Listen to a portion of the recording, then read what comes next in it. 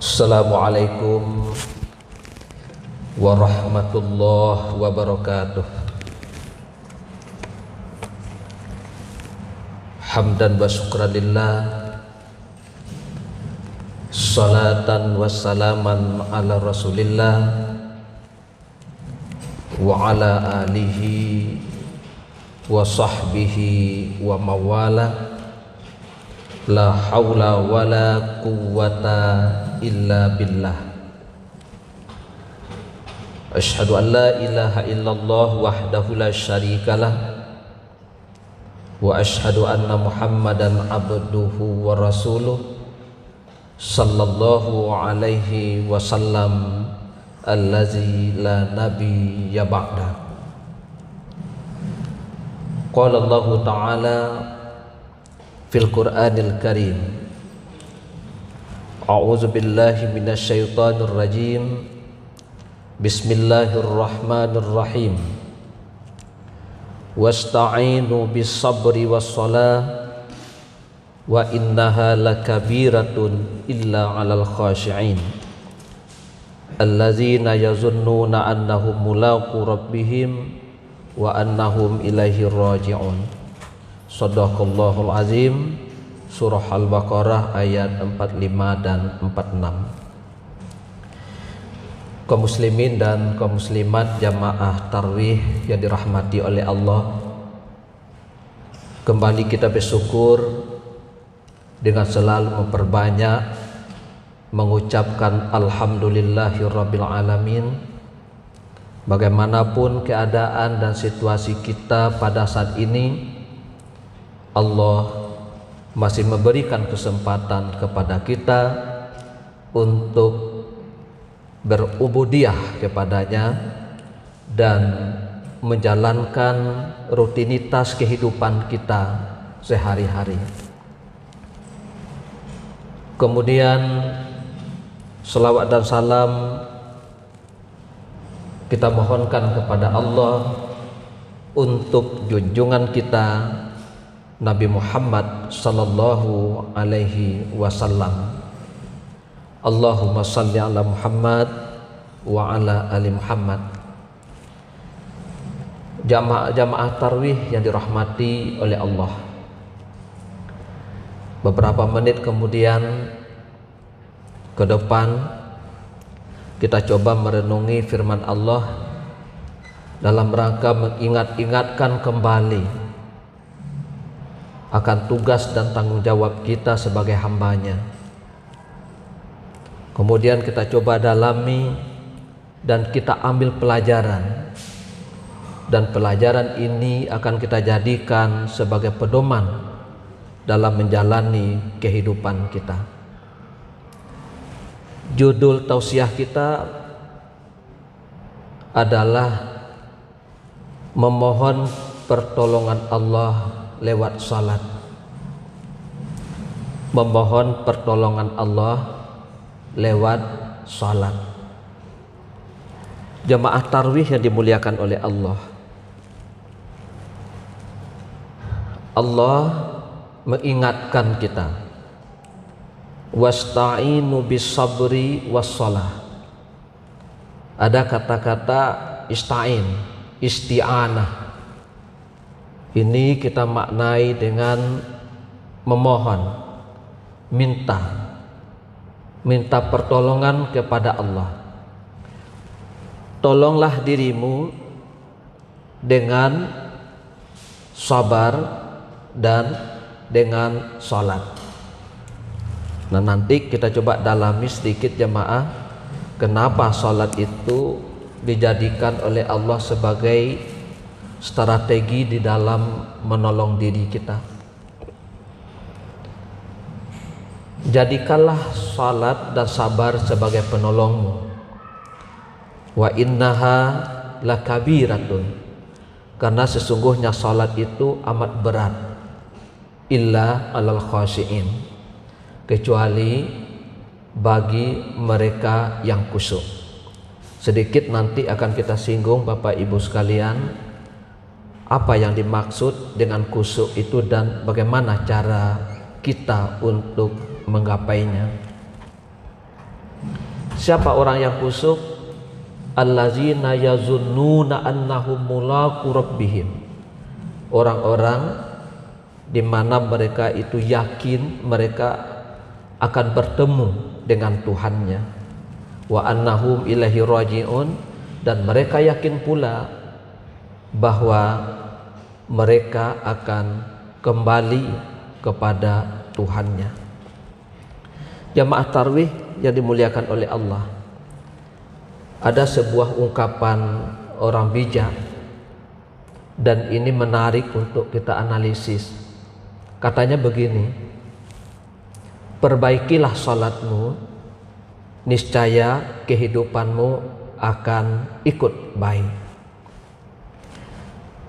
Kalau kita coba menganalisis ungkapan sederhana ini secara teoritik, konseptual, bahkan diajarkan kepada kita melalui guru-guru kita dalam berbagai pengajian, bahwa salat itu adalah tiang agama, salat adalah yang pertama kali dihisab sebelum amalan-amalan lain kita dihisab. Berarti apabila salat kita baik, maka amalan-amalan lain akan mengikut. Itu kita hadapi dengan keyakinan. Itu pertama.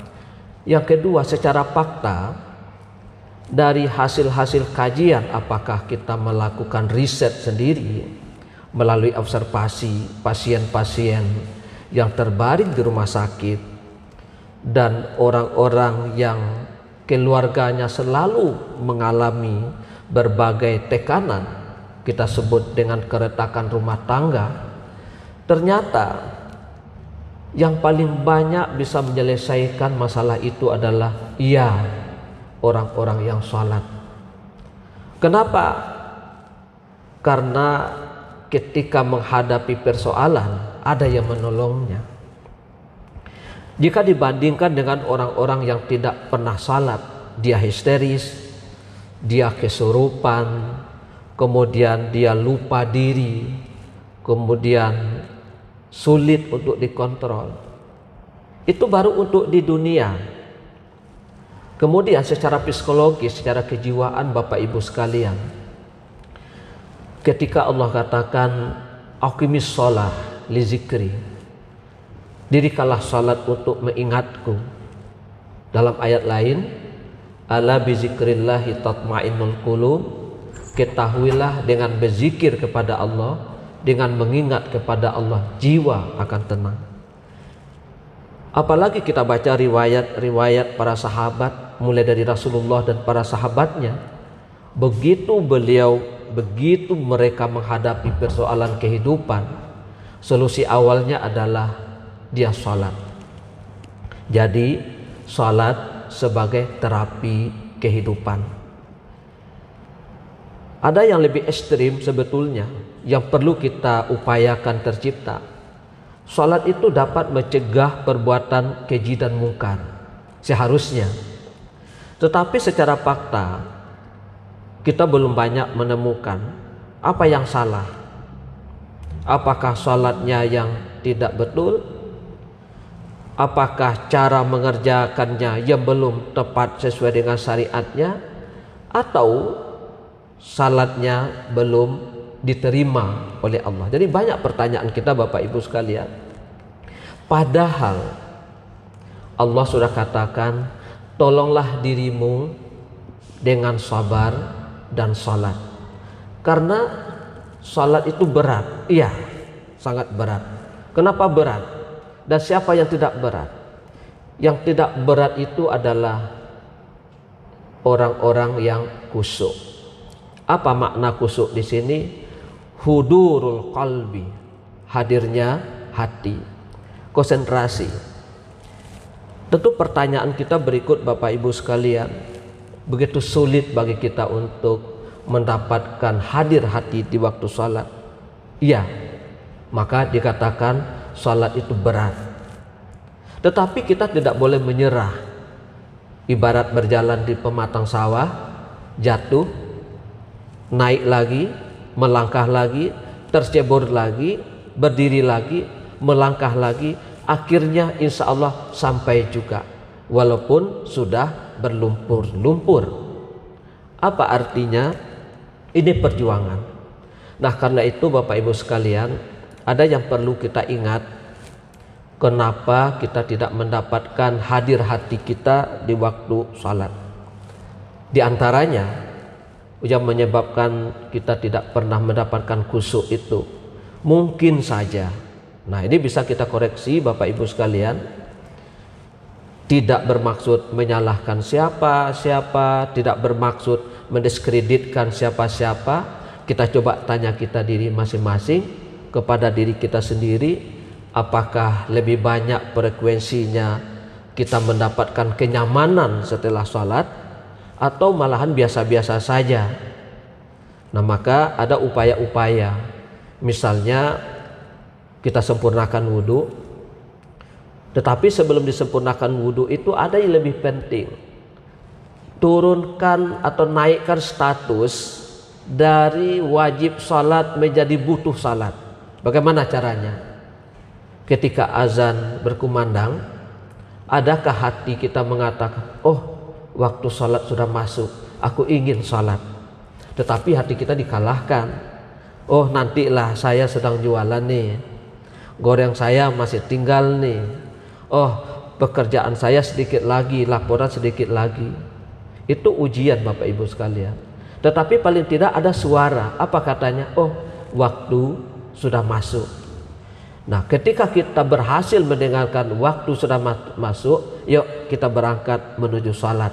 Nah, berarti kalau itu kita latih salat di awal waktu, bahkan kita yang menanti waktu salat, biasanya jauh perubahannya dibanding dengan orang yang salat datang terakhir atau salat di akhir-akhir waktu. Itu yang pertama. Yang kedua, ketika salat memang kalau dapat kita upayakan paham apa yang kita baca dan sedang apa kita. Nah, ini makanya perlu kita tahu istilah kampungnya buah sembayang. Nah, waktu ruku apa yang kita baca dan apa maknanya dan apa hakikatnya. Nah, insya Allah, nah berikutnya kalau kita lakukan dengan tumakninah, dengan tidak terburu-buru, rasakan nanti setelah sholat ada rasa, ada perasaan baru di dalam diri kita. Apa itu? Ketenangan. Kalau belum dapat ketenangan, ada persoalan pada darah kita. Apa itu? Mungkin kita mengkonsumsi makanan-makanan yang tidak diberkahi oleh Allah. Hati-hati, makanan juga mempengaruhi darah, dan darah juga mempengaruhi kekusukan kita dalam sholat. Maka cara membersihkannya tentu dengan menginfakkannya di jalan Allah, menafkahkannya di jalan Allah. Begitulah para sahabat dulu, ketika dia terlalai dalam beribadah, sebagian hartanya itu dia infakkan. Ini rupanya yang melalaikan saya dalam ibadah. Mudah-mudahan ada manfaatnya Bapak Ibu sekalian. Waktu kita cuma 15 menit dikasih oleh pihak protokol kesehatan ya. Tidak boleh banyak-banyak. Mudah-mudahan ada manfaatnya. Mari kita luruskan niat kita kembali. Kita yakini bahwa salat adalah kebutuhan, salat yang akan menyelamatkan kita, dan kita coba berdialog dengan Allah melalui salat ini. Mudah-mudahan suatu waktu hati kita akan menjadi hati yang tenang. Demikian Bapak Ibu sekalian, terima kasih atas segala perhatian dan mohon maaf atas segala keterbatasan. Wabillahi taufik wal hidayah. Salam.